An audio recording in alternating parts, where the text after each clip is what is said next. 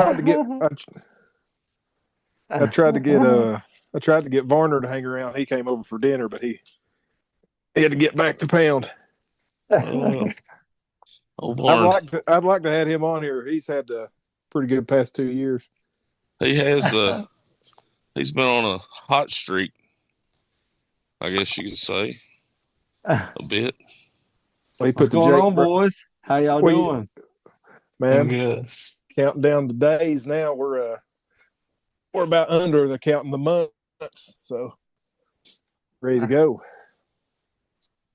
You got us, Will? We're all good. All right. Cool dude. Had to turn it up a little bit. It was a little low. I could hear you, but not like great. Yeah, But I got you. we're ready to rock and roll now. All right, man. We're live. So, you boys ready? Y'all ready to kill some turkeys? Buddy, I've not been more ready. I get a little shaky once January's over with, and the past 2 days we've seen probably 8 or 9 strutters in the mornings around here. So That's what I'm talking it's getting close, man. It's getting close. But there was 6 right out here from the house this morning too. When I went to the grocery store, come back through, there was 6 of them strutting. Didn't see any hens. They must have been one somewhere over there, but man, it's right around the corner. We need to be going south, is what we need to be doing. That's what I'm talking about. That would be nice. Maybe one of these days, one of us will hit the lottery. We'll just do this full time. I'll be going. I'm trying to work on some connections down in Florida right now. You're working on them fingernails hard right now. I see that. I busted a knock today. I've been picking it. I can't get it out of there, man. He's working on them fingernails. Yeah, I shot a little bit this morning, and that's good to do that, but it gets expensive after a while. You daggone right it does. What you been up to, man? Making some calls? Making some calls. Been building a lot of calls, getting ready for the season, and heading to Florida here in a couple weeks, man. So that's what I'm talking about. That's awesome. Yeah, I'm can't jealous. wait. Got a buddy. Hey, of what mine. else is awesome? What's that? That sweatshirt you're wearing. Uh-huh. Hook a brother up, son. You like it? That is pretty. I love it. That looks pretty sharp. Yeah. That looks sharp, man. Yeah, Put that man. up on the website, son. Yeah. I'm so behind on the apparel game, man. I've got some hats too that are really cool, 5-panel rope hats, and Oh yeah, I'm all about some rope hats. man, if y'all want some, I'd be more than welcome to get y'all some, but I just haven't figured out exactly how to do it yet. yeah. I just need to talk to the distributor and figure out how to do it, Yeah. like instead of just one-off orders, be able to do it for a bunch of people. Right. But That apparel gets yeah, tricky.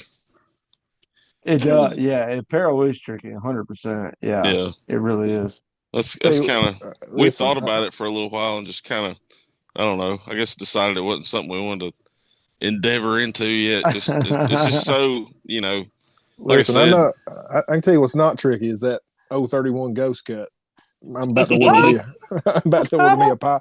I'm about to order me a pile of them jobs real quick. You like them, huh? It's a good one. That is my favorite. I think what Will likes that. What do you like, the 001? No, the 002 is probably mine. Yeah, that's right. I think it's the 002. Is that right? That's the red Ghost Yeah, Cut, it's right? a 002. Ghost Cut is Oh, wait. 001, and the 002 is that yellow V cut. That's a good one too. But I'd say the most versatile one. It's a toss up really between the 031 and the 001 Yeah, for me. For sure. And I have never. It's the first 3-reeded Ghost Cut that I'd ever put in my mouth. I don't even know if anybody else makes one, but I'm telling you what, buddy, that thing, it's been hell on the gobblers here the last 3 years. I mean, we eat them up. Well, they was at least how many did you kill last spring? I just killed one. Tyler killed one. Me and Dave both killed 2 each, and I called every one of them. The bird Yeah. Zach killed, Tyler killed, and the 4 that me and Dave killed, I called every one of them in with either the 031 or that 001. The one when me and my brother doubled up this year, I was using the 031, but that's about the And only ones I really got on. what's weird for me is like, so the I feel like, and correct me if I'm wrong, the purple latex seems a little thicker, got a little more backbone to it. So for me personally, the V cut, I'm normally a real hard cutter on a V cut, so that yellow V cut works real good, the 002. But I didn't get the sound I liked out of the V cut with the purple for whatever reason. Every mouse a little different, but Sure. but it didn't. I didn't like it as good as the 002. I'll say it that way. But the Yeah. 031 and the 001, they're almost interchangeable. But the 031's got a little more backbone. You can really lean on it a little more if you need to. Yeah. So the difference between those two calls, the 001, the 031, is the stretch in them. So the stretch on 031, you got a little more stretch on it. Yeah, So same latex up top, but you're able to.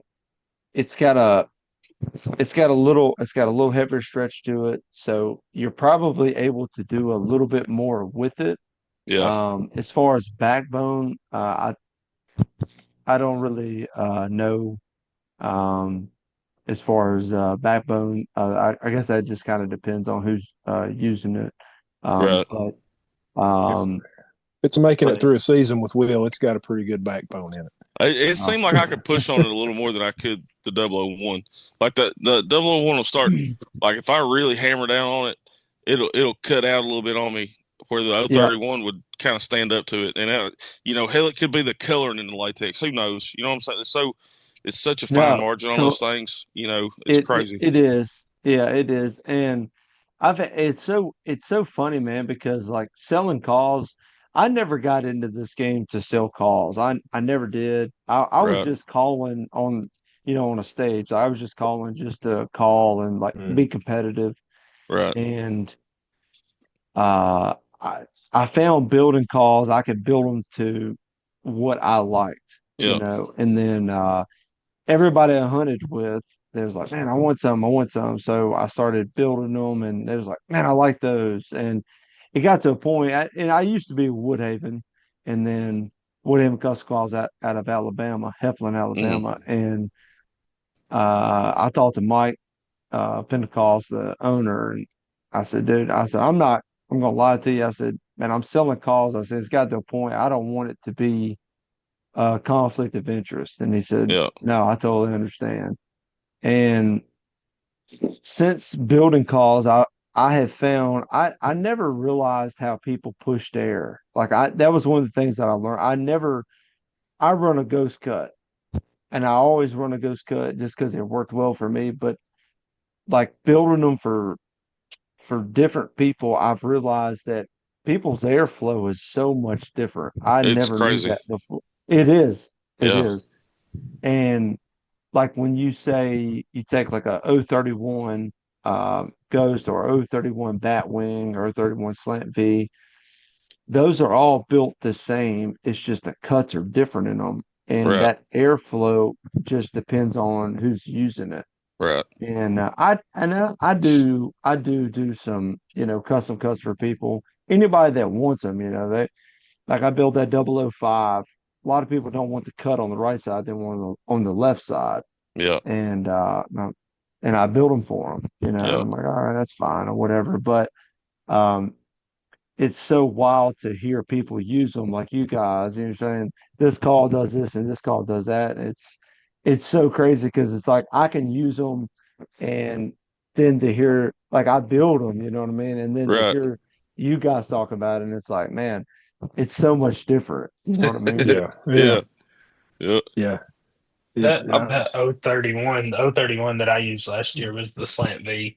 It wasn't the ghost cut. That's the one that I felt most comfortable with and felt like There you sounded the go. best. So Yeah. That's what it really Cool, boils man. down to at the end of the day is like what, and you're talking about people blowing air. Like you're exactly right. Some people are left side, right side, down the middle, kind of, whatever. But every every person's got a call they're going to like more, and mine's going to be That's different right. from Zach's and Cody's and yours. You know what I'm Yep. saying? It's just That's everybody's right. going to be just a touch different. But Yep. I've been more than satisfied with Oh, yeah. what I've got out of yours. I mean, it's For crazy. sure. And I was telling somebody the other day about kind of how we got started running your calls and how I don't know, it's just been such a kind of I don't know, it's odd to look back at back in college. Who would have thought? You know what I mean? But it's Wow, man. That's an wild. honor for sure. I'm tickled to death to be repping a call at somebody that I know what they stand for and kind of Yep. got a lot in common with and that sort of thing. Absolutely. Speaking of that, man, I just had your cousin on the podcast. Yeah, I Not seen too, that. I seen you posted yeah. up there the other day, but I didn't get a chance to watch it yet. But I'm going to watch it. Which one was that? Nick, Nick, yeah, yeah. He we had a good time, man, and I'll have him back on. We've been trying for forever trying to get that lined up, but yeah, he's just busy. I mean, it's like everybody, you know right, how it is, right. Yeah. you know. This is the But first one we've done since October. Yeah, I wanted to say, man, First one I've done like a year. I wanted to say, man, I wanted to thank y'all. I wanted to thank y'all right here in front of you. I wanted to thank you for using my calls. Um, I'm proud as can be, man. Some boys from Virginia using my stuff, and I support y'all 1,000%, man. And I try to share y'all stuff. I'm not as good on social media as I probably should be, but as I can far relate as to that. Hey, man. I'll start saying me and Will ain't in it. Hey, they're killing gobblers, buddy. That's for sure. Those calls are bad medicine on some turkeys. And man, I'm so proud of y'all, man. I haven't got a chance to talk to y'all all in person like this, and I just want to tell you, keep keep going forward, man. Y'all are doing an awesome job. The content you're producing, as far as the YouTube stuff, as far as the Facebook stuff, you're doing an awesome job, man. And I just want to thank y'all publicly. Thank you very much for using my stuff. Absolutely, brother. Yeah. Definitely. We have fun with it. We about had a catastrophe. Will can explain this, but we Oh just about lost 90% of our turkey hunt videos from Oh last yes, spring. yeah. So no joke. so we last year decided that we're going to hold all of our film till this spring, right? And kind of put it out instead of putting it out in June, July when nobody's really wanting to watch turkey stuff. We're going to put it out in March and April when everybody's fired up to turkey. Everybody's watching it. That's Right, right. that's right. And so anyway, I got two. Let's see, two. Well, like I said, me and Dad killed two each, so I got 4 hunts there on film. I got Zach's on film, and I got Tyler's on film, right? And other than I think one of them, 3 of them, I know I got really good, like everything, kill shots, everything. And so anyway, I had it all on an SD card in the camera, And back last fall, Zach, we were hunting together, going deer hunting together. He's like, "Bring me that SD card up here, and that way I can, start editing on that stuff." So I took the SD card out of the camera, and I don't know if I stuck it in my pocket. I don't know where I stuck it, but I was gonna just give it to him when I met him. Well, I got to the truck, and I was a little bit late. You know how you are. Just jumped out of the truck, and we went. Well, I think the best I can remember, I got to where I was going to sit down, and it was brutal cold that morning, like low 20s, 10, 15 mile an hour winds, miserable cold. And so when I went to put my other clothes on, seemed like, best I can remember, it was in my pocket. Well, in the meantime, I've lost it.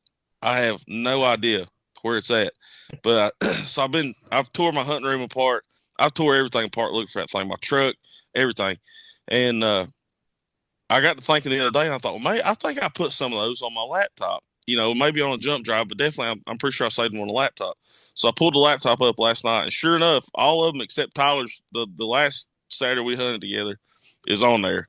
So I Oh, salvaged. you found it. Yeah, Okay. I salvaged 90% of our turkey hunts. But Thank goodness. yeah, I still got one. Well, the day that me and my brother doubled up, I still got that. So yeah, yeah. That it was. I was stressing big time, thinking like, "Daggum, here we have saved all this, and now it's lost." But luckily, we got. We'll have make probably 4 or 5 good videos. Yeah. With Cody's, and then we could do like opening weekend, maybe something like that.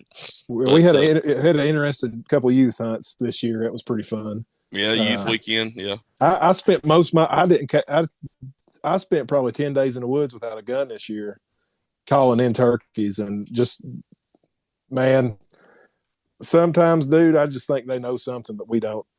Oh, I know a lot of 100%. people say, man, people say you give the turkeys too much credit sometimes. I'm like, man, sometimes I think they earn the credit, because you can't tell me that one's going to hang up at 60 yards for an hour and a half and then not do anything. But we got a couple guys that just got into turkey hunting. And his boy killed one. This is his first guy we're killed this spring. The dude is all boy anyway and loves hunting.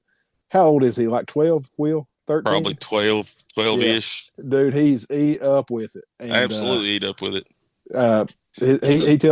He gets turkey calls for Christmas, but he killed his first gobbler. He killed his first gobbler this spring, and they had no idea what to do with it. So I had them. It was on a Sunday, and I had them to bring it to church. So we skin it out in the parking lot of the church. Oh, dude, that's awesome, man. But dude is pumped up, and so he got one, and then we took his dad. Man, I bet we were probably 6 or 7 hunts where we were just so close, and either one would sneak in behind us and bust him or something. But a lot of fun this spring. Man, of course, that is awesome, dude. They've had Clark especially. Well, and Hudson too. They've had so many close calls. You remember not last year before that. Yeah, before we that. all went on the last day. Yeah, and they was what was it, 3 or 4? 3 or 4 came in last day. No joke. We sat down, just been blind calling around this road and hadn't heard a gobble, and sat down just in a little spot that we'd set before a time or two, and more or less just like hanging out. And here these jokers come running around the road. I mean, running. And I set the funky chicken out in the road just in case for that situation. And they seen that funky chicken, and every one of them bowed up and like, oh crap, and took off back the other way. I don't know if they'd been hunted before or what, but it was like, we seen them coming. It's like, hey, here they go. They definitely been hunted. I have no doubt they've seen that. They'd seen that same decoy before. Yeah, they bowed plumb up in the road and turned around. That's Frank. I tell you what, y'all had a video. I think it was Zach and Will. I think, from what I remember, y'all had posted a video, but the terrain that y'all were in, it was steep. This, you know, y'all were tight. Super, super tight, and y'all were laid in there. And I remember watching it. I think I texted y'all and I said, that is exactly how mountain hunting is. Like, that is, I thought that was the most perfect display of exactly that terrain of hunting. And I said, man, dude, you could not have asked for a better display of how y'all put it out there. I think it was on YouTube. I'm not sure. Yeah, I know which one you're talking about. You're talking about, it was Tyler's first bird, wasn't it? Is that the one he's talking about? Yeah, that's what I'm thinking. Man, I got to tell him about that hunt, because that was a very unconventional hunt. And I'm trying to remember which call it was, but I ended up, so Tyler got into hunting a few years ago, never killed a bird, was trying to understand how we got so tore up about turkey hunting. And he's like, I just don't get it, man. He's like, y'all get up for a bird. I said, well, come with us. And he got into it pretty good. And this one day we had hunted most of the morning, and we were dang near getting close to noon when he killed this turkey. So we had covered, the way this ridge runs, it's a ridge top that just runs for probably 2 miles and then forks and goes left and right to off other ridges. But we were on top of that ridge on the end and heard one gobble. Man, just one of those is like you're throwing a Hail Mary if you go after him. And he was on property we didn't have permission to be on. And I said, well, what the heck, man? Let's just go off in there and call to him for a little bit. And when I say steep, it's like you're on your hands and knees, quack up out of here. Yeah, and you can see it. We got cow's face steep. Yeah.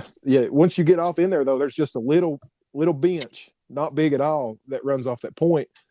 And the turkey, we would call like really loud, and he would gobble, and you'd hear. But I was like, man, we're wasting our time. Let's pack it up and leave. And I said, I'm going to try it. And it's so unconventional. I went off there with that mouth call and just gobbled at him twice. And he covered 200 or 300 yards in a matter of minutes, man. We were standing there getting ready to walk up the hill, and he gobbled, and we knew he was within 100 yards. He'd come in. And I'm trying to remember which call it was. It was one of yours. I can't remember which one it was exactly. I took a picture with him. But that turkey, and I had told him he was sitting on the opposite side of a downed oak tree, big oak that had fallen. He was on the left, and I was on the right side of this oak. And I said, man, that dang turkey, I bet you he'll come right up to me and he won't see him. And sure enough, he came right in my lap. And I was videoing. You can see the camera. I'm right in the wide open. Yeah. I was waiting on this dude. He's 10 yards. I said, there's no way he's not going to bust out of here. And what saved us, and I didn't know this, another gobbler had snuck into the left of us and started clucking or purring or something. I think he was doing a fight purr. I can't remember. But it got that gobbler's attention, and he whipped around and ran right over in front of Tyler, and he busted him. And that was probably the most excited I've ever seen somebody in my life. He understood then. Yeah. He got it. Yeah, he ran up, and Will's been down there where he killed that thing, man, and it is steep as a cow's face getting out of there. And he covered that like it's nobody's business. But just throwing the last shot, Hail Mary gobbling at him with the mouth call, I never thought in a million years it'd work, but it did. Man, awesome hunt. The gobbling at him works. I truly believe that I actually had a buddy of mine. We was in Pennsylvania a few years ago, and the guy I was with, I told him, I said, I truly believe you can change a turkey's demeanor, his whole attitude and everything by calling to him. And this guy thought I was full of crap, and I was like, I'm telling you, I was like, I've seen him do it. And he was like, okay, whatever. But we ended up seeing the turkey, Jake yelping at him, gobbling at him, and that turkey went from being spooked to being excited, just like that. Yeah. And we didn't kill the bird, but couldn't kill him. He was on private land. We was on public ground. And I remember he turned and, looked at me, on the tree, and he said, "You was right." I was like, "Well, I'm not here to be right. I'm just telling you, like I've seen him do it." And yeah. It is wild, man, when you add that gobble to a cadence and you add that gobble, just a like normal call, it will change a turkey's attitude in a minute. Yeah. I'll tell you something too, and Will's really good at this. I'm not so good at it. But figuring out the way they respond to certain calls. Will's pretty good at, I guess, taking their temperature and making them do something. That one that I killed this past spring that was real what he gobbled twice, Will? I think so, and he was a long way off. A long way off. And we so we heard him on the limb gobble, and like he said, he just gobbled like twice on the limb. But Zach had a pretty good idea how he would come if he come, kind of thing. You know what I mean? And so we went ahead and set up on him, and I just called to him a time or two. I waited for him to fly down, I think, before I even called at all. I think so. And I remember what you said. We sat there? We probably sat there an hour, right? It was probably 9:00. And I said, I was like, I think I said, I'm going to take his temperature right here, and he's either going to come or he ain't. Yeah. And I yelped real loud and cut super hard. And that's where that 031 comes in, man, is like I can really cut like crazy on that thing. It's like subtle but raspy. Yeah. And you get that pop, pop, pop, pop, pop, pop, pop, pop, pop. And anyways, called to him hard and sat there a minute. And like I said, I told Zach, I said, he's either going to come now or he ain't. We're going to go back to the truck. and it wasn't 5 minutes after that. I don't think it was that. I think it was here he come right out that road. Look to the left, and he come running 100 miles an hour down the grassy road. Yeah, I watched the video last night again. It fired me up all over again. It was crazy. And what sucks is the worst part is that I didn't film the calling. Like I've got to get. You know how like every year is kind of like we pick out things, or I try to pick out things that I wasn't so good at, especially with this filming thing, because it's all new, And so like I try like, well, last year I missed this. I'm gonna try to get it on film this year, kind of thing, And that's one thing I didn't do. I didn't film the calling sequence, but then I did get him on camera running up the road and getting shot. But I gotta figure out how get that calling sequence in there, and then the turkey too, It's tough, man. I mean, what y'all do as far as filming?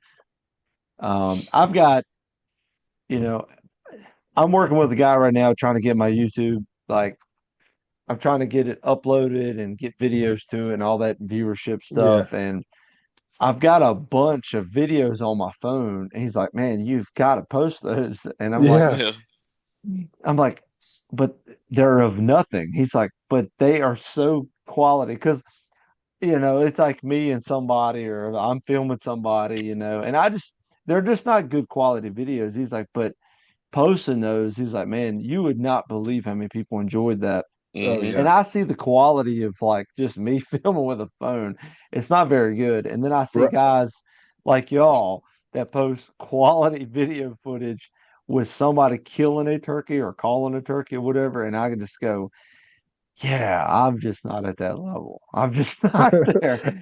Maybe one day I'll be there, but it's just not today, I got a couple good misses on camera this year. I did get that. Yeah, there you go. That's me, yeah. I tell you, we were talking to you about one of the guys that just got into it this year. I took him the same place. It's probably the same gobbler me and Will ended up killing. But I took him to that place and got on the gobbler right at daylight. And I said, sit right here. I'm going to drop back 20 yards behind you. I'll call a little bit when he flies down, and he may run right up the road to us. And when I dropped back 20 yards and he flew down, what he did, he flew across the ridge and flew right behind me. Oh, yeah. So I was like, oh, man. So I had to turn around. I was like, it's defeating the purpose even coming today. So and I ended up getting glasses after this, believe it or not. So he came in, and a couple hens were starting to spook right behind me, and I saw him drop out of a strut and poke his head up, and I thought, I said he's like 40 yards, I'm gonna pop at him, and pulled the trigger, and he took off, and I stepped it off, and he was like 65 steps, big steps. I said it. My buddy said, "Did you get him?" I said, "No shot, man. No shot." I said, maybe the gravel's bounced up and hit him, but he was way too far. It's thick in there too. Other than that road, it's thick as it could be in there. Yeah, I did get that one on video, and I think I got one of Hudson. Hudson missed on second day youth day. He missed up there, and I got that on it. He got excited when that turkey was coming running down the road. He thought it was going to come to the left of him, so he kind of stood. It's running right at him, and he stood up and swung around on the tree. He said, "I didn't know we couldn't stand up." I said, "Yeah, they can see pretty good." It's tough. It's tough, man. I mean, watching people carry just a camera just to film, even if they don't kill anything, like just carrying a camera and filming everything. And I think that people in the YouTube space, social media space, I think they enjoy watching the fails just as much as they enjoy watching the success. I really think absolutely. that. And yeah, and I know I do. I enjoy it.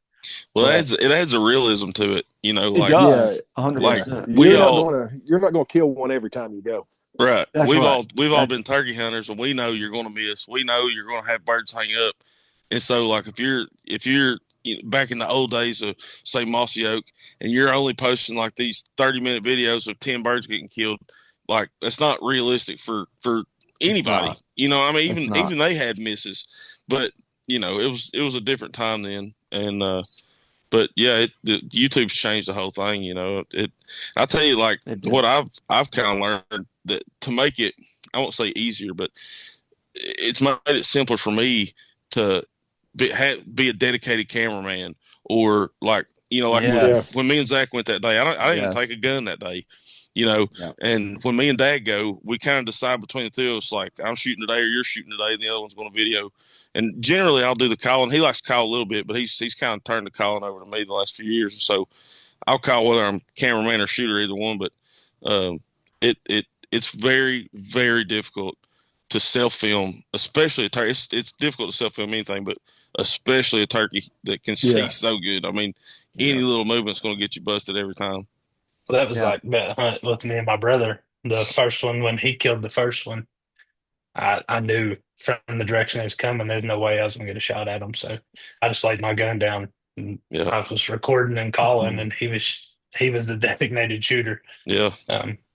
But and then that's about what you got to do. I didn't give Will an option. I told him he wasn't bringing a shotgun. I about had to pay him though. I was struggling, boys. I called him and said, "I need you bad, brother. I'm having a hard time." But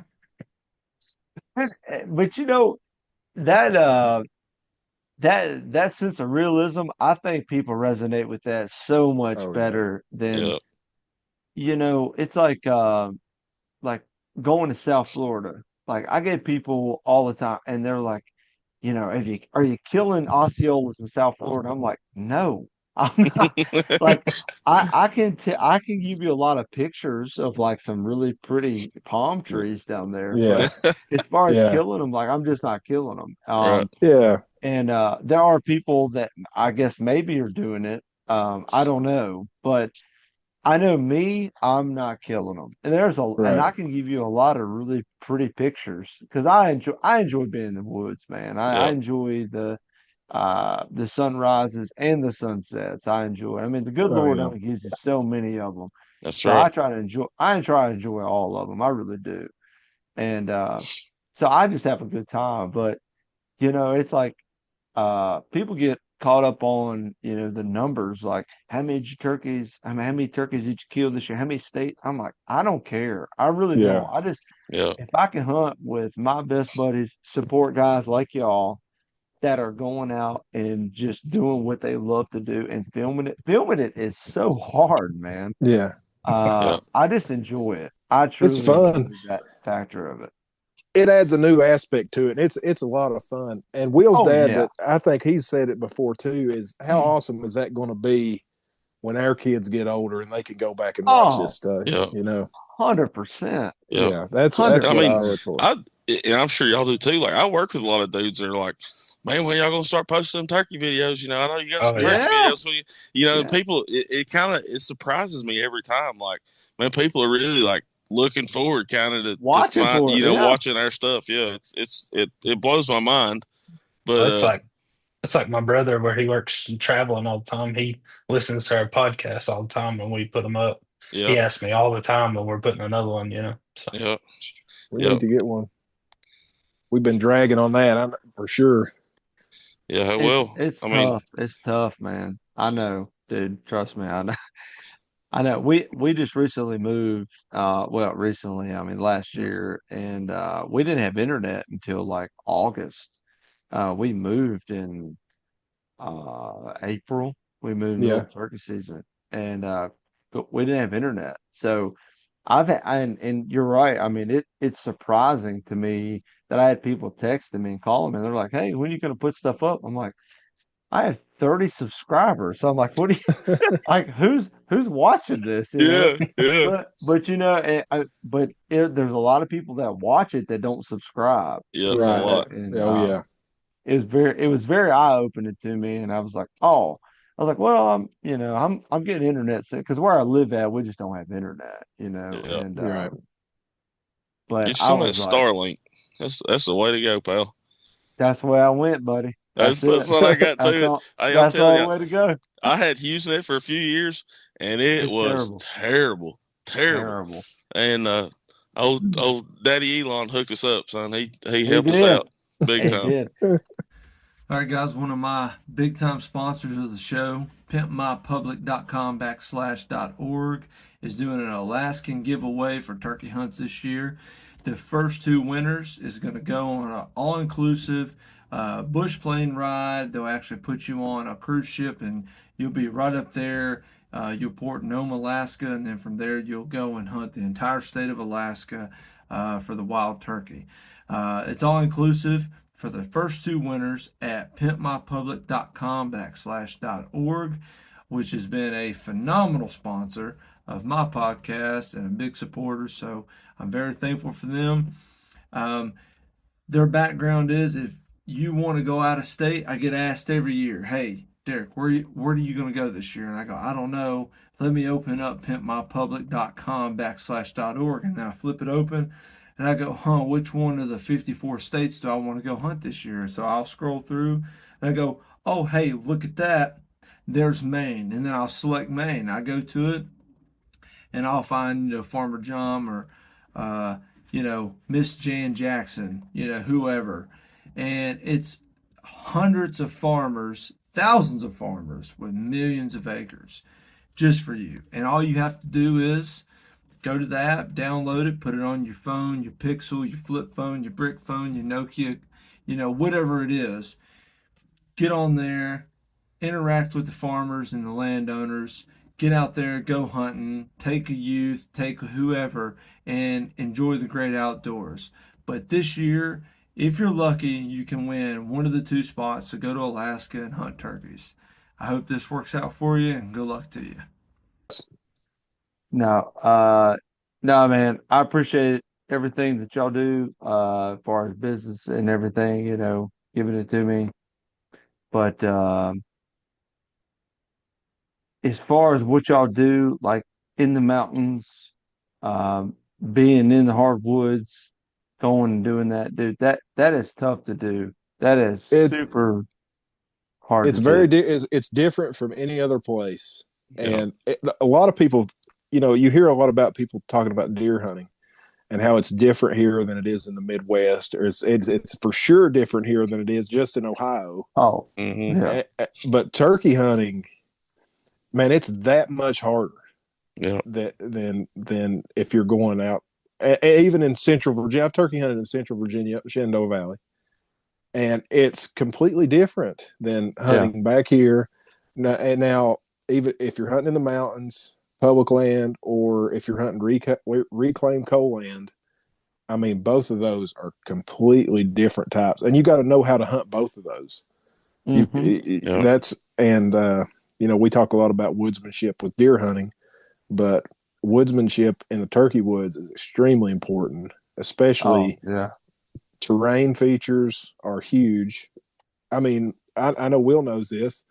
There's one bench on a place that I hunt that I've probably killed a dozen gobblers on. They're all not like massive birds or anything. It might be a jake or two in there, but that one bench, those turkeys love it, Yeah.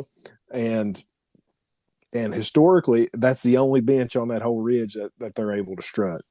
That right. would be a good strut zone for them. But you got to get in there and figure that stuff out, and it's hard to do that in some bigger places. And you get on these big coal strips or big pieces of pub. We've got, I don't know, Cody probably knows how many thousands of acres of public we have here.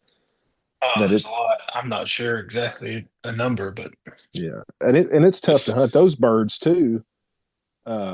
We hunted some on public a couple years ago, and it's just a lot of birds in there, but the terrain was so open, and and it's they get hard to beat to be. death. That Yeah, like that place we were a Oh, couple yeah. years ago. I mean, just absolutely beat to death. And I tell you, and I'm not to sound like Matt Ranella, but the hunting public screwed that up for us. Like oh, that was an absolute honey hole, and they come in and killed a few birds in there and shot their video and done their thing. And don't get me wrong, I'm supportive of that because we do it. You know what I'm saying? But but a group like that comes in, man, then you get all next thing you know, there's people from 7, 8 different states up there in the parking lot, and you're like, well, piss, I might as well turn around and go back to the house. This ain't worth it. well, I you was t- Yeah. talking about When terrain you, features and how hunting's different. I got a buddy that lives in Florida, and he moved up here for a little while. Now he's back in Florida, but I took him turkey hunting here, and it was like he was so like throttled at how, and I wouldn't say just the difference in it. It was just wild. He said down there he hunts all the time, and he was like, "You may not kill one for 2 or 3 years." He's like, "But here, uh, we still have a lot of pressure, but it's a lot different hunting than it is for them down there." Yeah. Oh yeah. Yeah. You get away so when you start adding elevation to the equation, you can really start to get away from pressure. But Hmm. the problem is that when you have groups like you were saying Yeah. earlier, Yeah. uh, you start to have a lot more pressure. And Yes. the problem is that we've run into everywhere, different states, is that people will show up and it's not that they're going to be as deep as you are, and you might be, a mile and a half, 2.5 miles deep, but when they show up, all the turkeys that you had in that 1 mile range, they've pushed so far deep onto where you're hunting at that it makes it so much harder. And like you take like Florida, everybody down there has an e-bike, and Hmm. we can't have those in Virginia. It's illegal on our public lands here, but you get on the Virginia land and it's like, well, I can outpace these guys. I can go and I can push further, on public lands. But when you get down in Florida, I mean, those guys have a motorbike. I mean, Right. I mean, Right. Right. Yeah. they can run, and the second year I was in Florida down there, one of the things, I had a guy on my podcast. He was down there at the same time I was, and different public lands down there. But you know, get on turkeys, and you have an airboat come through there. I've never had an airboat ever in Virginia. I've never had that before. But they come through there and they're burning the leaves off of trees. They come flying Right. through there. And That's wild, those man. yeah, those guys they'll be 100 yards inland off of a a river or a lake or whatever, because those boats, they have a jet engine on them, so they're just Mhm. like tearing down through Yeah. cypress heads, just going. Yeah. And that's something I've never dealt with before. And that's something I dealt with down there. And and it's like, I don't care. And I've tried to do my best on this podcast. I've tried to do my best to not highlight areas. So if you have a state that you go and hunt, I try not to just beat it to death and be like, "Hey, we were here in this state, Right. this region." You know what I Yeah. mean? Right. Hmm. It's out of respect for the locals in that state, because Hmm. just as y'all were saying, hunt public come down. Y'all know just as well as I do where they were in the state of Virginia. Yeah. Oh Yeah. yeah. We were there too. Yeah, yeah, exactly right. Yeah, they were there, and it's not hard to find if you're a man with a Onyx or anything. It's not hard to figure out where they're at, Yeah. on a map, especially when you push out west and you start to see that turkeys are concentrated in certain areas. So I try Hmm. not to ever be like that to anybody, especially those people, that are in those states. And I try not to blow those places out, because, out of respect for those people are trying to hunt too. You know what I mean? Right. Yeah. That So that's kind of because that's part of the issue that we've run into now with elk hunting in Colorado is the locals out there have pushed that's exactly right. the Yep. legislation so hard that there's no more over Yep. the counter archery tags. Yeah. That's right. Yep. And I will it's say caused that it's yeah. kind of it's caused us to, me personally anyways, and we talked about this in deer camp last year in Ohio. Like I don't really want to go back, like at least for a few years. I'm kind of like Yep. so like just aggravated or Yeah. whatever about it. Like I'm just like, well, you know what? You're not going to get my money. I'm not going to go spend my $1,500 to come out there and buy my tag and spend my money in your grocery stores and that sort of thing. And I mean, I hate it. I hate it for us because, like it was one of the trips I really enjoyed. Yeah. But I mean, I think we're going to deer hunt some other states and stuff like that. But it's I don't know that Colorado's a whole nother issue. I will Oh, say, I will say we have never had a bad encounter with anybody out there, and we Yeah, have run that's into true. we've run yeah, into quite a few people, and they Yeah. have all been top notch folks. Everybody we've ran into. yes, I think And a lot of times on public, and regardless of the game you're chasing, or really almost regardless of the spot, like when you run into somebody in the woods and they recognize you as a relatively decent person, and like you're not, I think they run into a lot of like I know. jackasses for use of a better word. You know what I'm saying? Like, and I, so yeah, when I you know get what to you talking mean. to somebody and they get to see like, oh, this he seems to be a pretty good guy. Then the mood changes, the tone kind of changes or whatever. You know what I'm saying? And so It does. It 'cause does. it was funny. We ran into this older guy and his wife in Colorado last time, and we started talking to him. He was like, "Huh, y'all don't have a New York accent." We're like, "Well, we're a long way from New York, pal." But Yeah, Long way, buddy. Long yeah, way. yeah. So I think they run into a lot of bad actors out there from yeah. this area or that area, and that's what they come to expect when they run into somebody. And I guess it was kind of refreshing for them to run into somebody decent. Does and I think just being a decent person, like you're saying, I think that carries a long ways. Um, Being in just a whole array of different states, I think Yeah. that means a whole lot to folks. And we had a guy. This is I'm not going to name the state, but this was a state way out west, and this guy was the most. He was the nicest mean person I've ever met in my life, and you know he told us, basically you can't hunt here, and it's like, well, can we access your gate, to go, because he joined public land. We just Right. needed to go through his access or through Like a his corner land. crossing type thing. It was kind of like that, yeah. Yeah. And this guy was so nice. I literally shook his hand and I said, I really appreciate you not being a hateful person. I really Yeah. do. Right. And and Yeah. Yeah. and he said, I'm trying, and he looked at me in my face, me and a buddy of mine, and he said, I'm trying to be as nice as I can be. And I said, man, I said, I really enjoy, I really do appreciate that. And I said, you will never have to worry about us on your land ever, Yeah. because he had birds on his land. He did, and he knew that he did. And he told us, while we was in there, he said, "You found them." That's what he said. You found them. I said, "Oh, we found them." I said, "They're in there." But and we never did. We never did. And we killed birds in that area, not off of his property, but in that kind of regional kind of area. And he was so nice about it. And but a lot of people, I'm not gonna say a lot of people, but I'm not gonna say a lot. There are certain folks that would have went in there. I'll say Yeah. that. Right. Yeah. Yeah. Oh yeah, Oh yeah. 100%. You know what I Without mean? even asking. Right.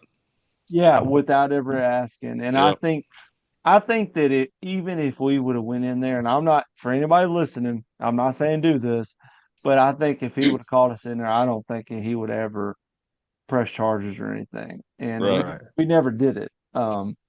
But he was a super nice guy, and I shook his hand. I still have his number. And I said, man, I appreciate you being like a really nice person, because Yeah. a lot of places are not like that. No, not at all. But I It's mean, it's nerve even wracking to go door knocking. It's nerve wracking. oh, Like, 100%. man, I can't tell you how many driveways I pulled into or pull up to on the main road and stopped and looked and like, I'm just gonna go on to the next one. I mean, man, I'm telling you, it's especially like if you're by yourself. I did some last year by myself, and I'm telling you, Yeah, man, you roll up to that house, it's tough. it's almost like I can imagine what Zach, you and Cody feel like rolling up into a call that you don't know nothing about, and you by Yeah. yourself, and you got, you know what I'm saying, you got somebody coming, but they're a few minutes away. It's like, dang, man, I don't know. So Hey, one of the best permissions I ever got here around here was on a call. Mine was too. Yeah. I working a theft report, dude owned a bunch of property, and Yeah. ended up just talking to him. And he was super nice. Ended up Yeah. talking to him, and he was like, "Do you hunt?" And I was like, "Yeah." He's like, "Well, no one hunts this property." He was like, "Here," and he on a piece of paper he took out of a notebook. He wrote me a permission to hunt his property. I was like, "Well, all right, man." That's pretty cool. Yeah. It's it is wild, man. I mean, you know, people think that like everybody's out to get them. Like you get Right. on these like different, Facebook groups and stuff, which I'm not on Facebook a whole lot. This is why, like, I tell y'all, I'm terrible at the social media game, but you know, there's a lot of people are that think that there are people out to get them, and it's not Hmm. true. It's really Right. not true. Right. There are a lot of good people left in this world. Yeah. I do believe that, and it's not that they're out to get you or anything. It's just that they've been done wrong by so many people before them, Yeah.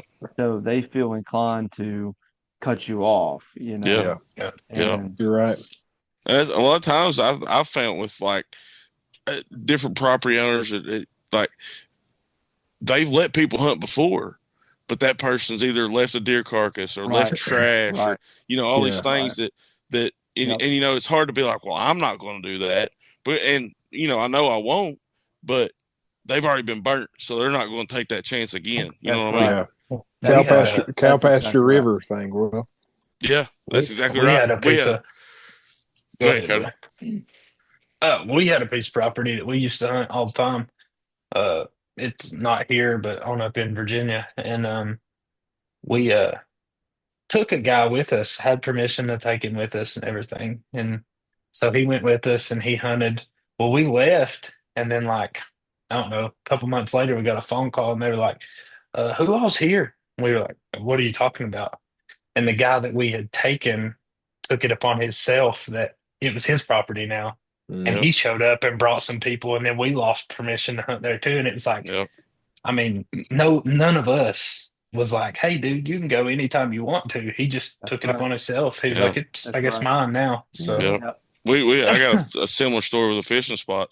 The guy, his dad gave my papa permission like years and years ago, but then some other people had come in just a few years ago and left some trash, and the son or grandson, whoever's managing it now, he seen my uncle and a couple of his buddies coming out. And he's like, "Hey, I don't want anybody else in here anymore." And it sucks, but what do you do? The yeah. guy owns it. You Right. know what I'm saying? You can't. That's it. Yeah.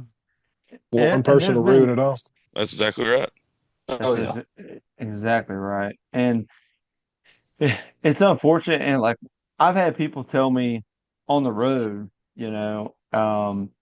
it's not that we're trying to hunt their place, we're just trying to use their place as access to get Hmm. somewhere, Yeah. Yep. and they tell me they're like, we've been burned before. And I said, hey, I totally understand. And like we've left. And dude, I'm telling you the amount of miles that we've put on our boots.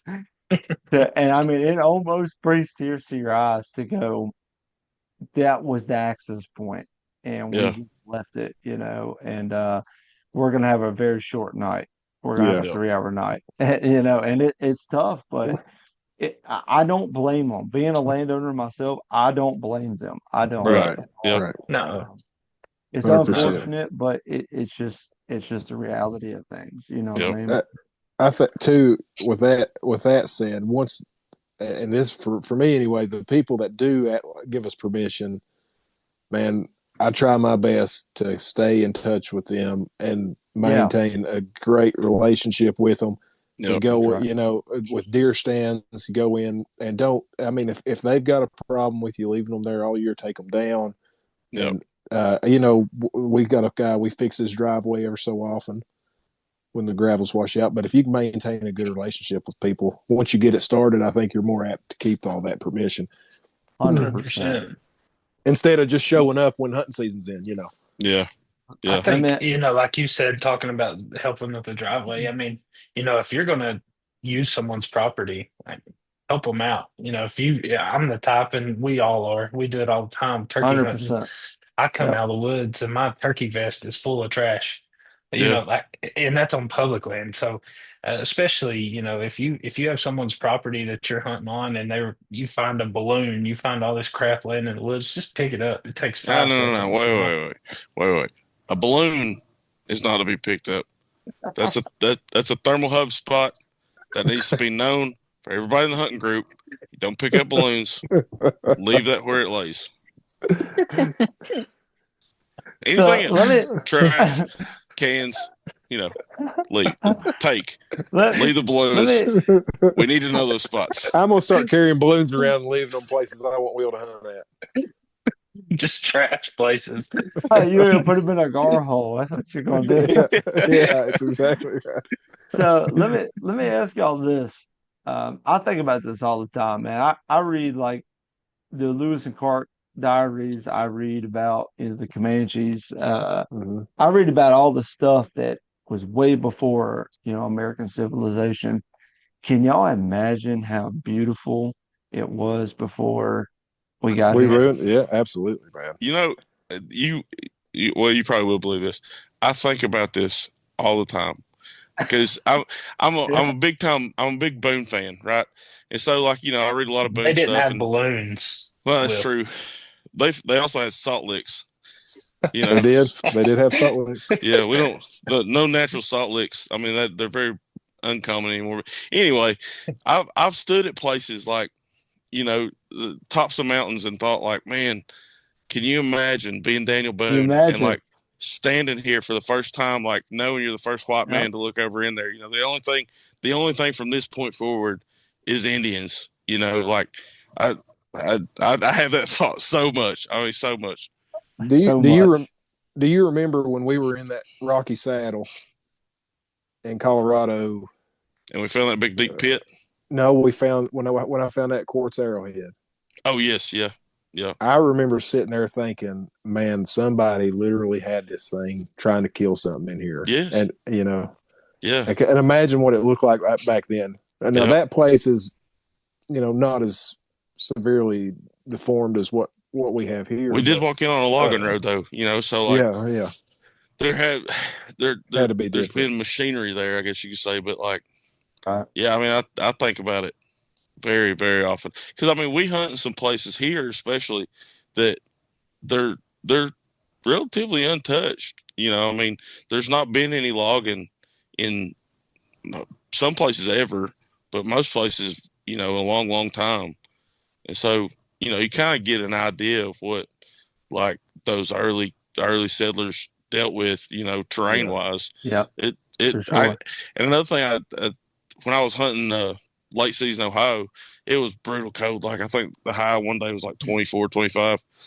And I was listening to the Long Hunters. I don't know if you listened to it. It's a great. It's only an audio book, but I got to thinking like Daniel Boone and his hunting parties were hunting in this area where I am right now, and in this Yeah. weather, and I've got the best of everything, the best clothes, the best boots, the best socks, you know what I'm saying? And I froze my tail off today. Can Froze you to death. imagine being out No, there in a set of deer no. skins and like moccasins or some like crappy like leather cobbled together boots, Like it blows Yeah. my mind how tough that man had to be and those Yeah. men had to be to survive it. I mean, much less thrive in it. For It, it, sure. if you've not listened to the Long Hunters, man, it's a great. It's really good. Yeah, it's Really really good. good. I've listened to it twice. It's and I think about that all the time. So one of the things that I always think about, no matter uh if I'm deer hunting, turkey hunting, squirrel hunting, whatever, when I walk out, excuse me, um, one of the things I always think about is could I survive today? When I Yeah, walk out and could I kill a squirrel? Could I kill a turkey, a deer? Could I kill a whatever? Could I survive today? Because I think back, I do a lot of reading, man, back in those days. And when you understand what they went through to hmm do, I Right. mean, it is something like when I'm in Florida, I've hunted South Florida a few times. and it's so much wildlife down there, but there's nothing. Like I don't even know how to explain it, but like there's So so much wildlife, but you can't see it.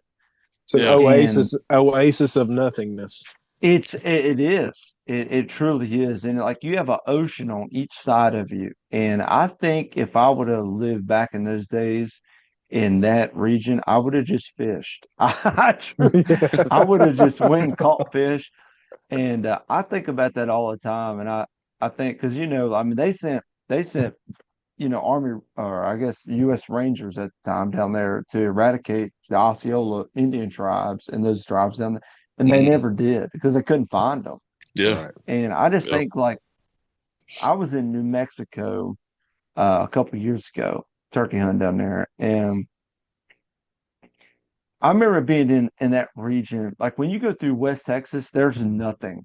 Like you drive through, and the only thing you see is power towers. You're going through there, and like I seen if I knew anything about photography, I could have took like one of the greatest pictures ever known to man because it was so beautiful, you know.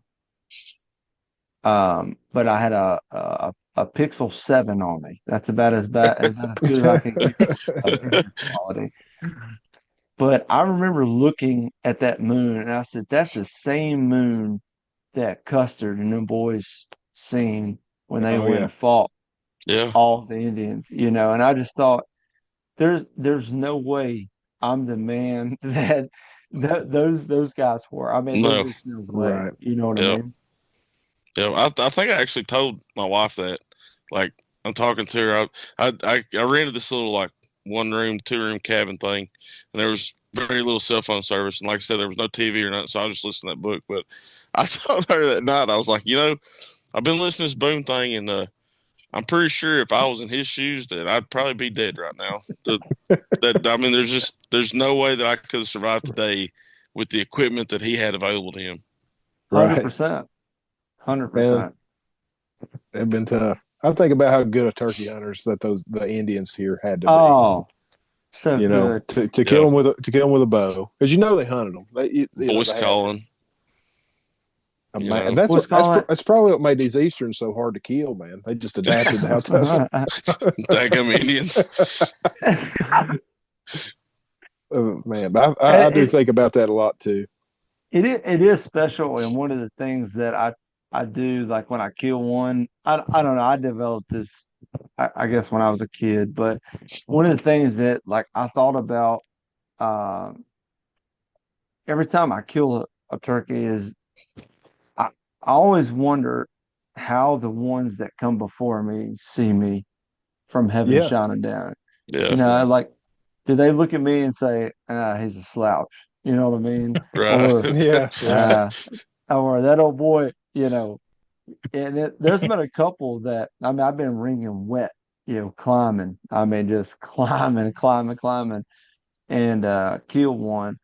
And I've hit my knees and I say, you got to be proud of me now. You got Yeah, to be. Because, dude, I can't go no, if I go any harder, I'm going to kill myself. I Yeah. mean, you got to yeah. be proud. And Hey, I'll take the easy ones all day, but the harder ones are that's where Mean those more. are the ones you remember Yep. for sure. 100%, Yeah. 100%. Yeah. And it's something special, man. I mean, when you kill one, especially in the terrain, and in the terrain that y'all hunt, 100%, climbing mountains, scaling that elevation. Um, when you do connect with one, you gotta, to me, man, I honestly think the turkey god shine down on you and you go, man, you gotta be proud of me, man. You know what I Yeah. mean? Yeah, Yeah. yeah. That's all it is, man. Too, because we don't deserve a lot of these turkeys we end up Oh, Not at all. getting. 100%. 100%. Yeah, that's for sure. Now, I'd rather sometimes, I'd rather be lucky and good. I know that. That's yeah, Any day of the week. but it's the only time it's this and the turkeys are the only thing that I can hunt and not hear one not even no one's even in the same area. And when I leave to go, I can't wait to come back the next day Yep. to the same 100%. place. Yeah. Amen. And I tell you, I thought about this last year, Will. Whenever I think it was the morning you came over and called for me. I said, I thought about, man, I'm just not going to go this morning. And I'm going to tell myself this a lot this year. But when I think about leaving early or not going, I'm just going to say, in another month, I'm going to be sitting on a mower cutting grass, wishing I was doing this. Yes. So I think about that a lot. Even in deer season, I try to keep myself in that mindset because I mean, you know how you are, especially like the last 2 years, I have struggled big time deer hunting, and like you get up into December and you're like, you know what, screw it, I ain't going today. But then about you might not go that morning, but by 10 o'clock that day, I'm like, you know what, in another month, I'm gonna be sitting here, and not be able to go. So I better get my hind end out there. And I always find a reason, but yeah, that's a good mindset to keep. Is like just keep on grinding. It'll come around. Varner. This last year with Varner, we I went. was going to I bring think we him went up. 5 straight weekends. Yeah. And just, I mean, I wouldn't say we got our butts kicked, but like it was just like close call, butt kick, close call, butt kick. And then finally it kind of worked out. And the morning he killed that one, there was an absolute behemoth gobbler. I mean, from the sound of him, I'll say he had, one of them deep rumble gobbles, around there on his flat. Oh, And so we got set up on him, trying to call him around through a holler. And we worked on this bird I thought there was only one. I take it back. Best of my memory, I think I did hear the Jake gobble a time or two. But we worked this bird for hours. I'm talking like from like 6:30 to it was after 9:30 when he killed him. I mean, we were committed, and they were just out there, just hanging up in this flat.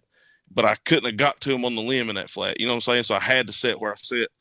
And finally, that Jake broke and come around through there, and Varner didn't want to shoot him. And I'm like, Tyler, man. He's like, it's just a Jake. And I'm like, who cares? It's the last weekend. He's like, but it's just a Jake. I don't want to burn a tag on Jake. I'm like, you got 3 tags, man. Shoot this thing. And finally he shot it. Because it was, I mean, that thing, he done poked his head up like, what's out there? Something ain't right. Yeah, he was leaving. And Varner laid the hammer on him. But that dude's got the horseshoe right now, though. Yeah, that lucky sucker. I don't know, Comer. He killed his first deer ever this year with a bow on the opening day of muzzleloading. On the opening day of muzzleloading. Oh my! A deer that I was hunting 6 miles away, he killed it. How big you think it was, Will? What do you think? He rolled in an hour later. Yeah, rolled in an hour late. Got in there an hour after daylight. Got up in a saddle and shot it at 20 yards with a bow. It was maybe an hour later. He hadn't been in the saddle an hour and a half max. Close enough to the truck, he could have auto started it. He did. He could have for sure. Just lucky, man. Just straight up horseshoe up your hind end lucky. But probably one. I don't think he's Boone and Crockett. Probably between 155 and 158. Probably. Oh throw the tape on him. I mean, a stud, hammer of a buck. Hammer of a buck, real big. Yeah. I pulled his head up about. I mean, and he texted us and said, "I think I just shot a how do you say it?" He said, "I think I just shot a hammer." Yeah, and I was like, "Think you shot it?" I think. Yeah. I was like, "Think." Turns out he absolutely torched it. Yeah, he 10-ringed it 100%. Who is this? It's my brother-in-law. Oh, he's got what we call adult onset hunting. He didn't grow up hunting. Wasn't in his family hunting. Nothing outdoors like that. Rode 4-wheelers and stuff. But I guess what 4 or 5 years ago he got into it pretty hard. Ago. Probably he's went off the deep end on it. And now that he's hunted turkeys, and he tells people this, he says deer hunting is fun, but there is nothing like turkey hunting. Yeah, 100% agree on that one. 100%. Yeah. But he absolutely smoked it, and He said, "Is it a pretty good deer?" I said, "Yeah." Are you kidding me? And then listen, here's the kicker of all this. So Zach gets around there to him, and Zach's like, you know what? We're FaceTiming. I'm sitting in a tree stand. They're FaceTiming me. He's like, Tyler, you know what deer this is, don't you? He's like, no. And he's like, this. What'd you call him? What was the name you had? You Oh, we named called him him Maverick. Yeah, we Maverick. named him He's like, Maverick. man, this is Maverick. And Tyler's like, oh man, I've shot your deer. He was apologizing to him. I said, Tyler, dude, you just smoked a stud. You ain't got nobody to apologize to. What the heck is wrong with you, dude? Yeah. Oh, man. Apologize. He generally, and he's that type of guy. Like he's got the Yeah. biggest, softest heart. He's a great dude, but he generally feels bad about shooting Zach's target buck for the last 3 years. I couldn't have been more That's happy for him, awesome. man. I couldn't have Yeah, been more happy. absolutely, man. He Absolutely. said, I'm so, he apologized to us too. He said, man, I am so sorry, but I thought I clicked record on my GoPro, but it didn't record. He said he's apologizing for that. I was like, dude, I could bear hug you and throw you on the ground right now. I don't care. Because he put in the time, man. He really he really has hunted hard. And he hunts hard in Ohio with us. Like, I mean, I'm talking like all day deep. see it. Like for somebody new to hunting, like there's not many that have the drive to go that deep and sit all day. Like it blows me away a lot of times, like how committed he is to it, being as new as he is to it. You know what I'm saying? Like absolutely. Kudos to him, I guess. You know what I mean? I enjoy that. I enjoy this part of hunting more than a lot of other parts of it. Is getting somebody new like him in the woods and seeing what it's all about. 100%. 100%. I get more joy. If I never kill another turkey again and get to see him kill some turkeys, that's fine with me. Yeah, that's awesome. What hunts you got lined up this year? You're looking forward to? Man, Florida, New Mexico, of course, Virginia, and then head up north, New Hampshire, Vermont, somewhere like that. There you go, man. Are you an almond brother? Traveling man. Golly. I enjoy it, man. I enjoy going to different places, and I don't know. I've hunted places that in states that I could have killed turkeys, but I wanted to hunt like a certain region of a state. Right. And it's whipped me a couple of times. And I like that. I do. Yeah. I like that. Every time that I get on a treadmill and or I'm working out, I just think about that and I go, yeah, I'll be back. I like that. I do enjoy that. Man, I tell you, I enjoy seeing the country. Oh, for sure. And some of my favorite parts of those trips is either the ride to there or the ride back. No. You know, I do enjoy that. I do not enjoy waking up to wheel driving 100 miles an hour down the road, but I do enjoy the rest of it. Hey, this ain't no joke right here. So the last time we went out to Colorado, we was somehow I got voted to drive like the 3 a.m. to 8 a.m. section. And we left here at like 9 p.m., right? So Zach drove us, I don't know, we were somewhere in Missouri. He's like, boys, I'm gonna get a little tired. I'm getting a little tired when y'all gonna have to drive. And I was like, hell, I'll drive. I'm all right. So I get over the driver's seat, and Tyler's been piled up in the back asleep since we left Pound, and continues to be piled up in the back asleep. Well, Zach's tired anyway, so he gets over in the shotgun seat, and he goes to sleep. Which, I mean, like I said, he's been driving. You know, it's all right. So I'm going along with the first couple hours. I was all right. Well, then I start getting a little sleepy, man. And like every now and then, you know, you start kind of dozing off, and that truck would get over on the rumble strips a little bit, left or right.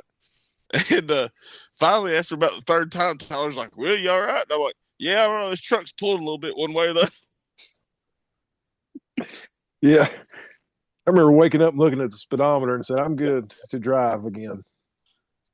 Yeah. Good to drive. Hey, you know, I mean, 3 or 4 o'clock in the morning, I'm gonna crank her down about 95, 90. Mhm. You know, we're on interstate, we're gonna roll. But I ended up driving the whole way home because of he did drive the entire way home. that.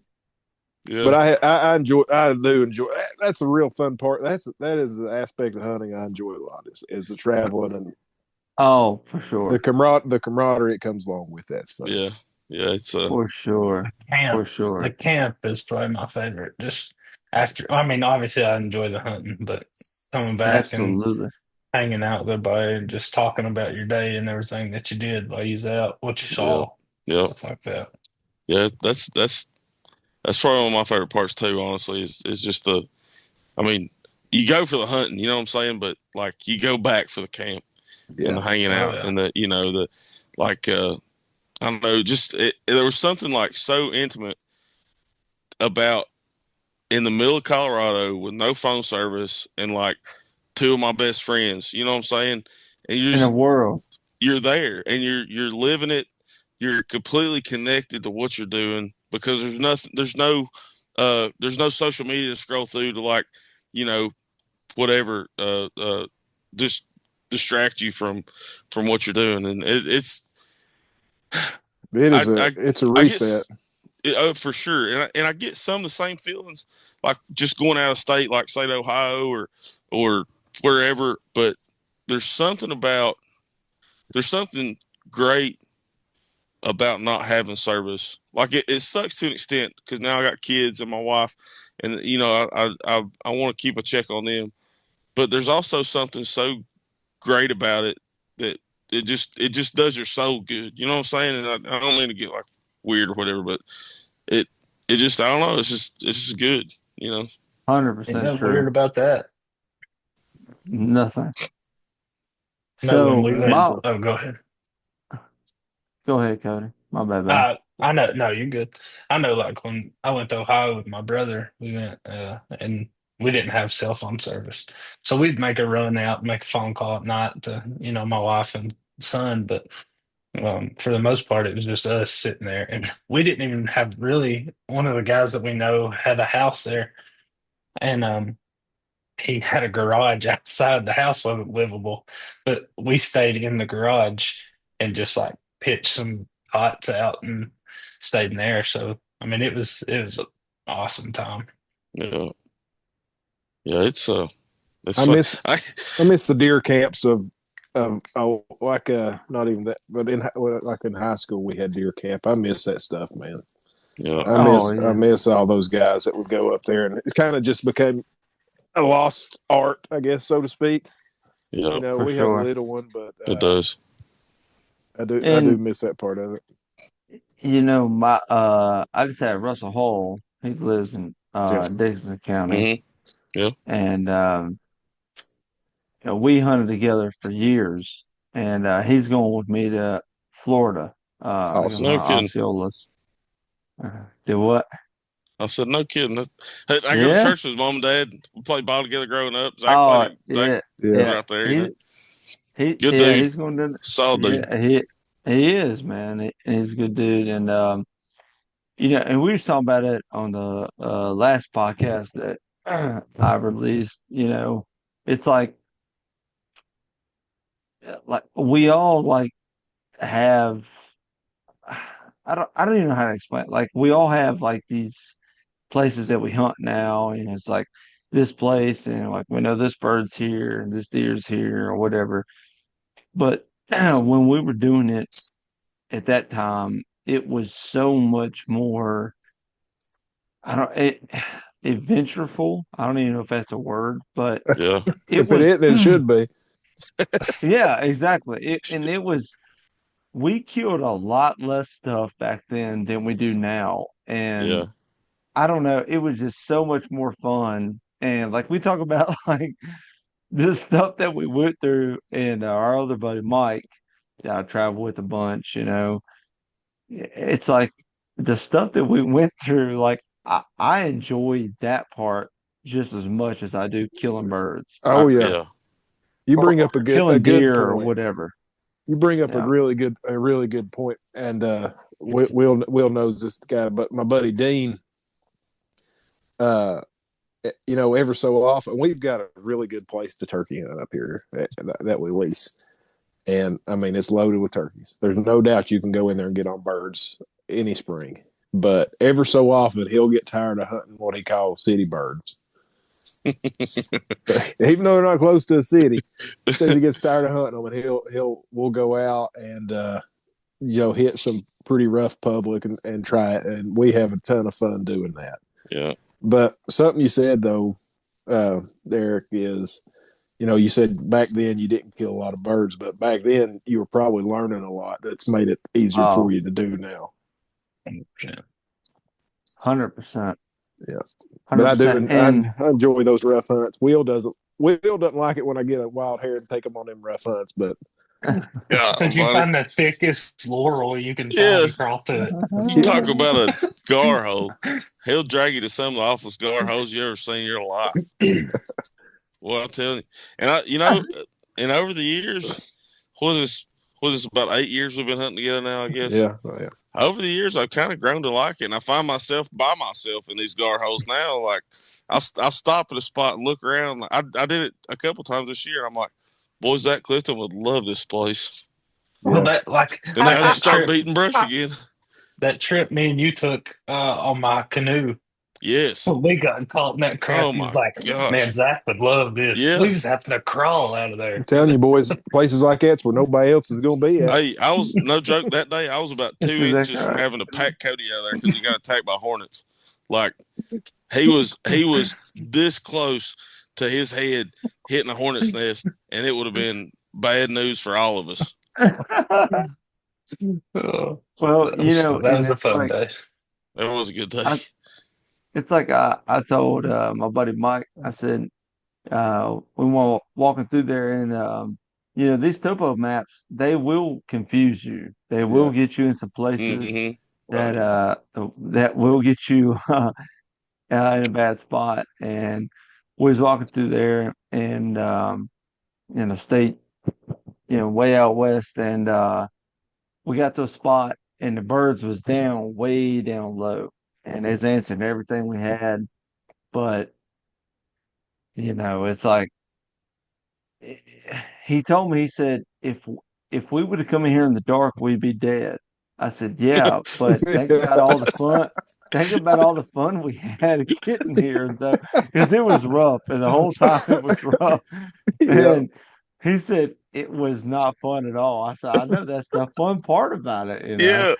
But Buddy. I enjoy that, man. I enjoy camping out of the truck. I enjoy being in a tent. I enjoy sitting with my best buds in the world. And that's why I told Russell, we're heading to Florida. I said, no matter what, man, I was like, no matter if we find turkeys, don't hear turkeys, whatever, I'm so thankful to be able to watch a sunrise in a swamp in a Cypress Head in South Florida. Dude, I think that is like one of the best things Yeah.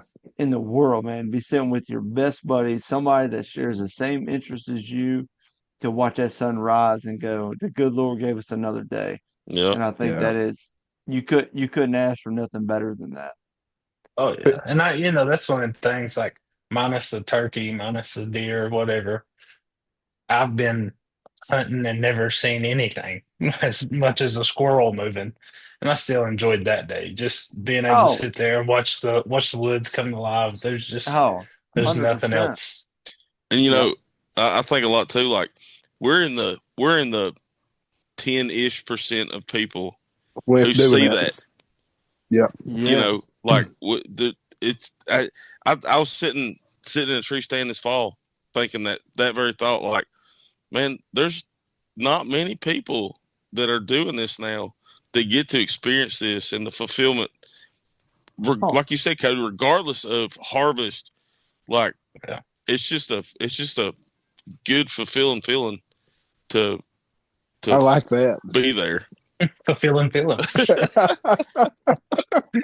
is. It's 100%. And, it's like, I take my wife, and we used to go two shotguns, guns blazing. And when she got pregnant the first time, I just toted the gun for her.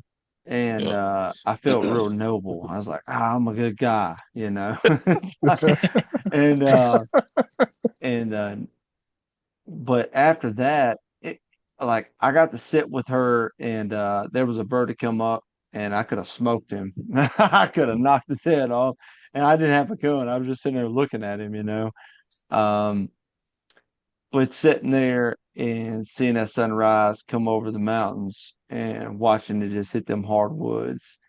And I told her, and we both ended up killing turkeys that day. But I said that this morning, I said, when I was sitting there and using that greenbrier bush, and you couldn't see that bird that I could see. And I said, but when I watched that sunrise, I said, there's nowhere else in the world that I would have wanted to be. Like, Hmm. people go their whole life and wonder where they should be at in life, and I didn't wonder that morning. And I said, right here, this is where God intended me to be, and this is where I want to be at. Yeah. Yeah. That's like the very first bird that I ever called in by myself and killed.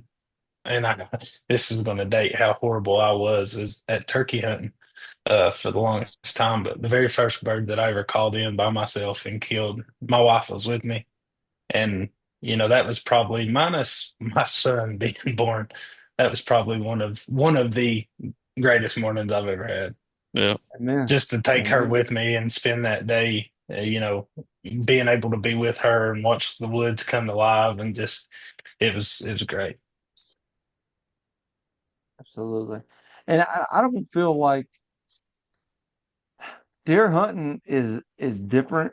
Um, I've taken some diehard, deer hunters, and they're like, that's all I do is deer hunt and all that stuff. And it's like, I get it. I totally understand it. But when you step foot in the spring woods and you know what you're after is that echo, and Hmm. they're gonna rattle the timber, and you sit down and you go, this is us. This is what we do now. Yeah. And I think that is one of the best feelings in the world, man. And Mhm. I sat in telling on myself here, but I sat on a ridge top in New Mexico. This has been a couple of years ago. And I sat there and I watched the sun rise and it come over those ponderosa pines. I was in a upland, desert is what they call it. And I sat there and I watched it, and I got I got teary eyed because I thought there are people in this world that will never get to see Right. the justice of what I just seen.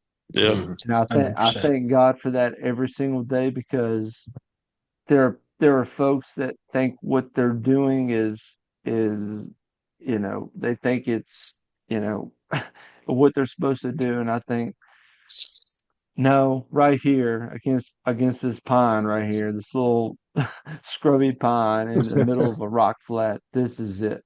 This Yeah. is it. And I thank God for that every single day. I do. Yeah. And people that never do it, never take that time to, and it is a sacrifice to sit out there and be cold or wet or Sure. whatever. But people that never put themselves into that position will never understand the joy and the beauty that you get to watch. Yeah. It's It's it's True. awesome. quite literally it's God at work. Oh, You know. yeah. I mean,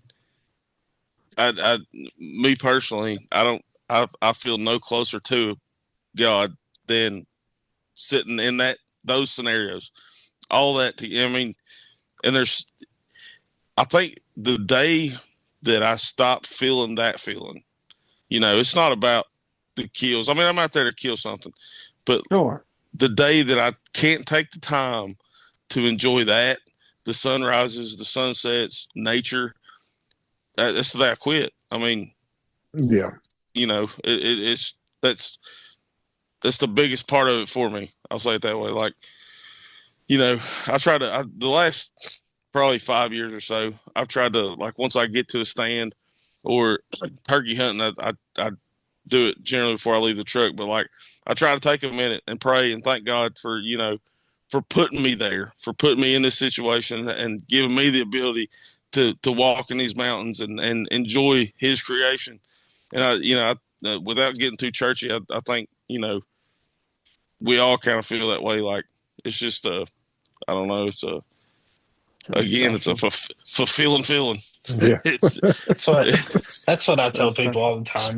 Like not trying to get too religious here, but like I don't know how you could ever sit in the woods in the morning before daylight and watch daybreak and watch everything come alive and not be like, this is God 100%, 100%. I don't know. Mhm. Yeah. 100%. You're right. And you get to watch me and my wife sit there and we watch the world wake up from winter. I mean, that's what you do. You get to watch the world wake up from winter. And I just tell her, like, this is the greatest thing that God has ever given us Yeah. right here. Oh, yeah. We get to see the world. We get to see the red buds bloom. We get to see the poplars come to life. We get to see the understory come to life. And it is special. It is very, very Magical. special. For sure. Yeah. Magical. Yeah. It sure is. For sure. Well, let me ask y'all, man. So hunting at altitude, that's what they call it, what we call it is hunting, but a lot of folks call it hunting at altitude. And Yeah. what is something that you can tell somebody that has never done it before? We can tell somebody that's trying to get into mountain hunting. What would you tell them as far as trying to find birds and hunting in something that is elevated? What would you do? I got a pretty much a standard practice when I go into an area, and I'm sure Will probably similar if it's a new area that I've not hunted. But what I would tell somebody first is to be in really good shape, Mm-hmm. have really good boots, and find a place. I don't like getting off in hollers on a new place. I don't like going down that rabbit hole of going down into hollers and going down another holler and finding drainages. I'd rather stay up high on ridge tops and go off on points.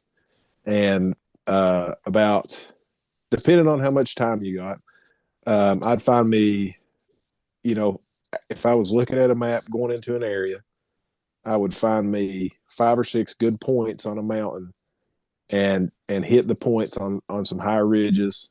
And then, you can, I guess, pick this to death, but let's just say for here, I would go high first and then work my way down in elevation on ridges, but I would stay on the ridges, if that makes sense. I wouldn't be going, a lot of this public here is ridges that go off into real big, deep hollers, and I would try to avoid that as much as possible. Yep. Yeah. I would kind of more or less say the same. It's kind of situation dependent, I guess. But like, if you're planning it, then I would do a lot of e-scouting. I mean, as much as possible, at least give yourself an idea of what you're getting into, and maybe identify, like he said, those 5 or 6 spots. Like, hey, here's a flat, here's a bench, here's a saddle. But then at the end of the day, it's just, and don't get me wrong, I'm not the picture of health over here, but lace them boots up and put them to good use. I mean, I'm going to get on a ridge top as high as I can get and hear the most I can hear pre-dawn. And if I don't hear nothing from there, I'm walking that ridge top and I'm calling. Every 50, 60 yards, I'm going to stop and do a calling sequence. If I don't hear nothing in 2 or 3 minutes, I'm back to walking again.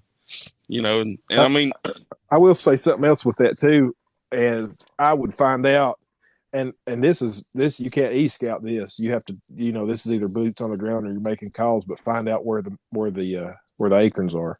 Yeah. Find out where the food is. Find out, are there any bench roads in this part of the Forest Service that has, pretty good grass on it, but you got to make some phone calls.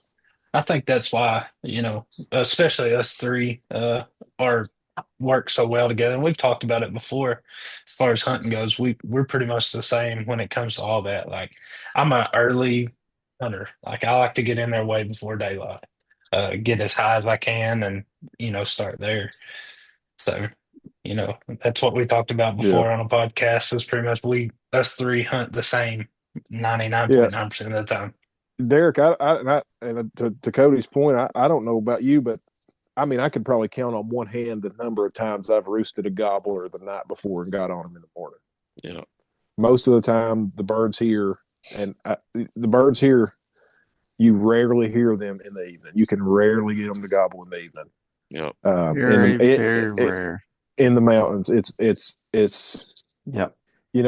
But you hear some people, and I've had this, at my grandparents' house. You can go outside at 3 a.m. sometimes, and you'll hear one fire off.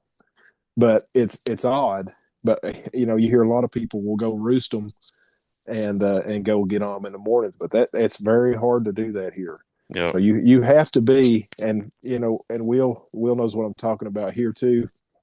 Some birds we hunted the past few years were so cagey, I guess you'd say, that they figured out, and again, try not to give them too much credit because they're just turkeys, but we figured out that if we parked our truck in a certain spot, they quit gobbling at daylight. But if we parked far enough away and snuck in there, we could get on them and work with them.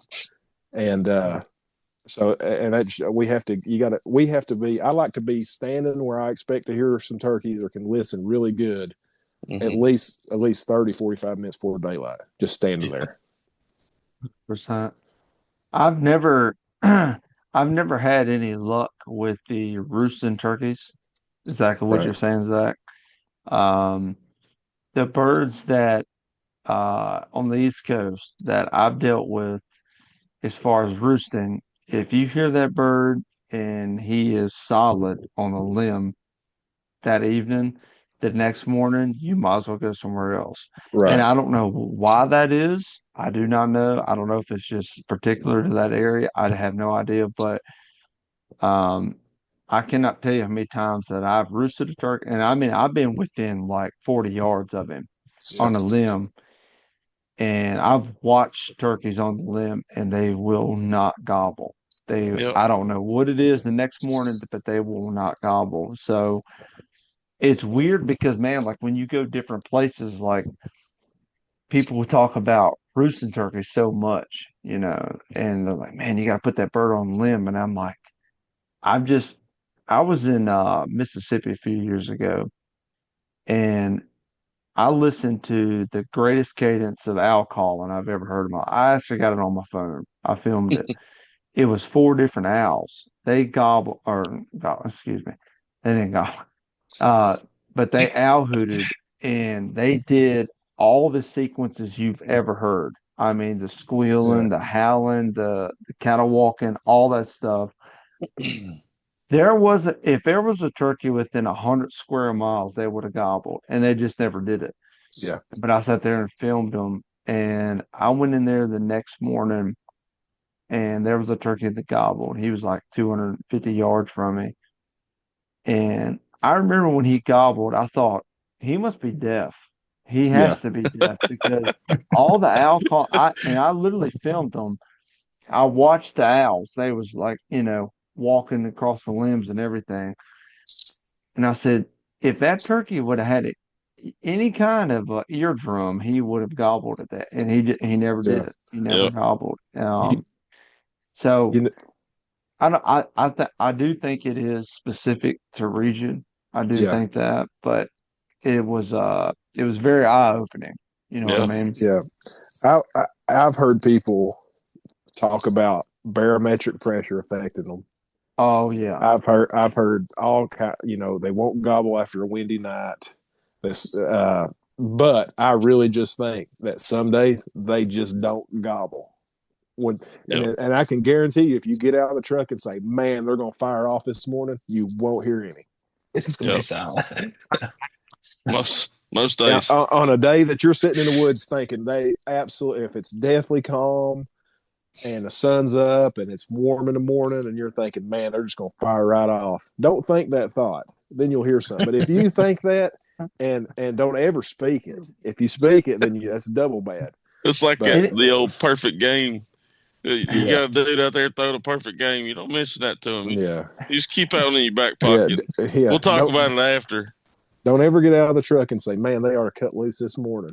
Isn't it weird too? Like, do y'all ever feel like when things are going wrong, everything's perfect? Have you ever felt like that? 100%. 100%. 100%. Like, You be in that perfect spot, perfect day, everything's perfect, and it's just everything is perfect, but nothing it never feels. I can't not tell you how many times I'm like, it's just not right, this and that. I can give you a million different reasons, and we end up killing one, and I go, there's no rhyme or reason why that should have worked. Never. Yeah. Right. That should not have worked. That we had, there's a video of this on YouTube, but it was filmed with a GoPro. I think I had a GoPro hat mount or something. We set up on a couple gobblers, me and Dean will, and it's actually, I got a picture of it back here on the wall. And I was trying to call it in for Dean, my buddy, and when we set up, we got in there and sat down, and they were too close. Like, we hadn't heard them. We sat down, and one fired off too close. So we're kind of in a bad spot. And I thought, man, this is not good. I'm going to call, and I know exactly what he's going to do. He's going to circle all the way around and come in right behind me. And sure enough, I'm sitting there thinking, this is so bad. This is not going to work right. And dude, it ended up working perfectly. And I was just sitting there, and I was like, I got my gun in the wrong hand, and I can't move. And I was just like, this is so bad. It's going to work. Yeah. So, and it did. When you hear them spitting and drumming, the party's over, man. Done deal. It is. I don't know. It's something. And I've sat on turkeys too. I mean, they fly down. They do exactly what you want them to do, and something goes wrong every single time. Every time. And I don't know what that is, but I've learned to just kind of hit my knees and just say, thank you, Lord. Thank you for the opportunity to just experience that, but there was a lot of years when I was younger and I was trying to figure this thing out, that I was like, what am I doing wrong? What am I doing wrong? Yeah. And then I do everything right and it still goes wrong. And I learned to just, I thank the good Lord for it and go, hey man, thank you so much for this opportunity. I missed a turkey. This was on public land a few years ago, and roosted that bird. Not roosted it, but listened to that bird before season come in, and slipped in there on him. And it's the only turkey in my life that I've ever named. I've never named a turkey before, but I named him Ghost because he was like a ghost. And I wish I would have killed him because it's only hard to tell how old he was, but that turkey came in and he did exactly what I wanted him to do. But I just had got a new shotgun and I flipped the safety off when I heard him coming. And when he got up there, I was trying to knock the safety off. And then when it was too late, I realized that the safety was already off. It's just, it's just part of the game, Yeah. And he flew off. I tipped my hat at him. I always tip my hat to all the turkeys that got away. And I went, you won that battle. Yeah, you got me, bud. You got me, and you earned that one. Yeah. Because I had 600 pellets ready to knock your head off. And, I didn't cut her loose, and that's on me. Yeah. So, but I remember just thinking like, man, thank you so much. Like even I know I didn't kill him, but just to see him come through the hardwoods and do what he did, I was like, dude, there's so many people that they never get to see that. And that's a blessing in itself. There's Well, and you some- beat him. You know, that's Dad and I talk a lot about. Like he says that all the time. Like, you know, we both missed a deer in Ohio this year, right? He's like, well, you know, I hate it, but we beat him, really, you know, and we did. Truly, you did. And that's Yep. how many times have you had a turkey come in gun range, you know, and you just can't kill him. It's you beat him, you got him to where you want him to be, but you just didn't seal the deal. And I mean, That's right. You're pretty much counting coup on that deer in Ohio. yeah. I was counting his chin hairs. About shot a few of them off, but Yeah. Will said, "I'm just going to tap you on the head with this arrow, buddy. Get out of here." Yeah, not today. Lucky day. It's just part of it, man. Zach said, "Boy, if he had 9 lives, he just used them every one." You know, it's funny. It is, man. You'll probably remember that stuff more than you'll remember ever killing anything. Oh, 100%. Yeah, for sure. 100%. I can remember missing one years ago, and I don't hunt with the guy anymore. I don't even know if he's still around, but he was one of Dean's buddies.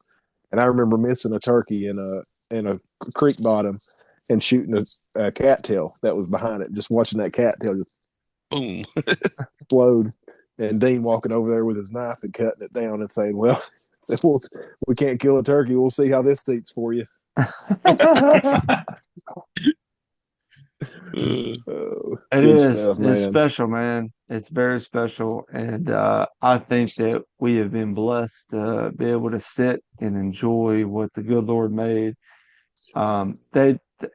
Turkeys do what they do, but when you get within shotgun range is an amazing feat as a turkey hunter, and just to do that, I think that you've experienced a fraction. I mean, a fraction of what the good Lord has in store for us. Yeah. Beyond the grave, man. And I'm so thankful for that. And even when I get skunked, whatever state it doesn't matter. And when I get skunked, I just go, man, thank you so much, man, because it could be so much worse. It could be so much worse. 100%. Yeah. 100%. Absolutely. You're exactly right. I always think we've went out west a bunch and had some close calls a bunch, but we come back with a really good attitude every time. I think we all have every time. We're just very fortunate to get to do it. And growing up, I don't think any of us ever thought, man, we'll get to do this stuff when we get older. Yeah, that's right. And here we are doing it. That's right. Hopefully, there's the ones behind us will be doing it too. I really hope so. But y'all are doing it at a very high level. Y'all are doing it at a level that our predecessors, if they could have done it, they probably would have done it. But to do it at a level that y'all are doing it, and to be able to talk about it the way that you do it and hunt in the mountains, that I think that speaks a lot. And dude, I'm freaking proud of y'all, man. I really am. I'm super proud of y'all. Proud of the content you produce, and I listen to y'all stuff, the podcast, the YouTube stuff. I think that y'all do a very good job at that. We appreciate the heck out of that. Yeah, thank you a lot. Appreciate that. I'm glad you got us on here, man. We'll have to do this again sometime. Yeah, for sure. We'll do it again. Yeah, we'll do it again for sure. But yeah, man. Again, I know I said it before, but I want to thank y'all for using my stuff.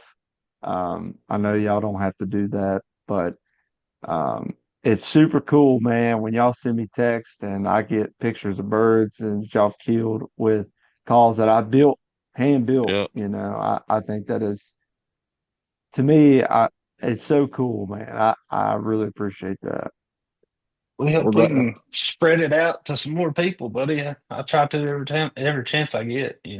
I got my brother using your calls now, so I appreciate that, man. Thank you very much. But well, man, it looks like we're drawing down on time. I just want to thank y'all for coming on here. I'd love to do this again. Yeah, we'll have to Yeah, get you for on air. sure. We'll have to get you on air sometime too, man. Yeah. Be good. Absolutely. Absolutely. And I apologize for the interruptions. I know it's kind of a Oh man, that's Nah, part ain't of no it. problem. No, no Yeah. problem at all. Will interrupts but me all the time. I don't say anything to him. All the time. but yeah, man. So I like to. I'm gonna try to do this again. Sometime during turkey season. I can't guarantee it because it gets a little hectic, but I Yeah, know it gets hectic for y'all too. So, but we'll for sure do it again though. Yeah, awesome. man. Sounds great. Yeah, for sure. Yeah. All right, man. Well, y'all have a good night and good luck this turkey season. Woo!